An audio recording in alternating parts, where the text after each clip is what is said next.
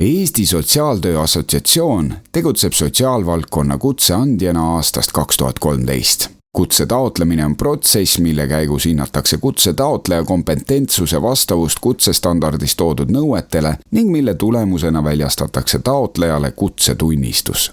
Videos saad ülevaate, kuidas toimub kutse andmine ja millised dokumendid on vaja esitada. Kutse taotlemiseks ja info saamiseks külasta meie kodulehte www.esva.ee. Liigu valdkonnale kutse andmine ning kliki sobilikul kutsel. Pane tähele, et kutset saad taotleda vaid välja kuulutatud perioodil, üldjuhul 1–2 korda aastas, läbi e-taotluskeskkonna Spoku. Vajadusel võtta info täpsustamiseks ühendust kutse andmise koordinaatoriga. Tutvu kutse andmise korraga. Tee selgeks, kas oled esmane kutse taotleja või taastõendaja ning kui kutsel on mitu taset, siis millise taseme eeltingimustele vastad.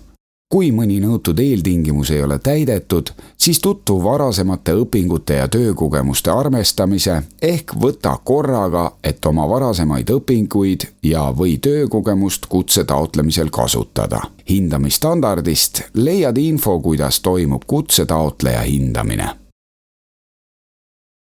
Sotsiaaltöötaja kutsel on 2 taset. Tase 6, spetsialisti tase ja tase 7, enamasti juhi tase. Üks ei ole teisest parem, vaid nad on mõeldud erinevatele sihtrühmadele. Sotsiaaltöötaja kutse hindamine esmataotlemisel toimub dokumentide, sealhulgas eneseanalüüsi ja vestluse alusel. Taastõendamisel hinnatakse taotleja dokumente, sealhulgas eneseanalüüsi. Hindamiskomisjonis on vähemalt 3 liiget, kes kõik on valdkonna eksperdid. Eneseanalüüsi koostamise hetkeks peab olema selge, milliseid kompetentse soovid või pead tõendama. Kasuta kutseandja kodulehel olevat eneseanalüüsi vormi ja vormis olevaid nõudeid ning soovitusi. Eneseanalüüs koosta ise ja kirjuta mina vormis. See on sissevaade iseenda igapäevatöösse, oma teadmistesse ja oskustesse. Esmasel kutse taotlemisel valmistu ka individuaalseks vestluseks. Vaata veel kord üle kutsestandard ja esitatud eneseanalüüs. Pane tähele, et vestlus salvestatakse.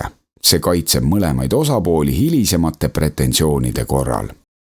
Lõpliku otsuse kutse andmise või mitteandmise osas teeb kutsekomisjon. Kutse mitteandmise otsuse kohta saad kirjaliku põhjenduse. Otsuse saad vaidlustada kutse andmise korras toodud juhiste järgi. Eduka kutse taotleja andmed sisestab kutseandja kutseregistrisse. Kutseandja väljastab kutse saanud isikule tema soovil kutsetunnistuse ka paberkandjal. Oled tubli ja jõudnud sammukese lähemale kutsetunnistuse omamisele. Tutvu ka ESTA teiste tegevustega meie kodulehel.